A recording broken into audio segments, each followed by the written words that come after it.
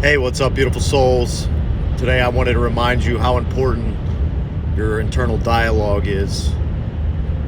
Oftentimes we allow the external circumstances or happenings around us to program how we feel inside, how we talk to ourselves, how we take action and show up in this reality, when the true power and empowerment lies in creating an internal dialogue that creates a peaceful external world.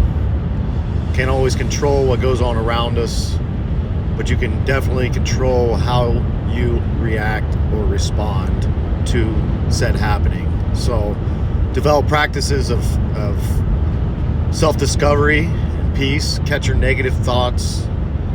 Develop positive affirmations when you're feeling down in the dumps mentally. Exercise. Drink lots of water. Eat healthy food. All the good things that you already know you should be doing, do them. Stop neglecting yourself. You wouldn't neglect your children, well, at least I would hope not. So stop neglecting yourself. You are their world.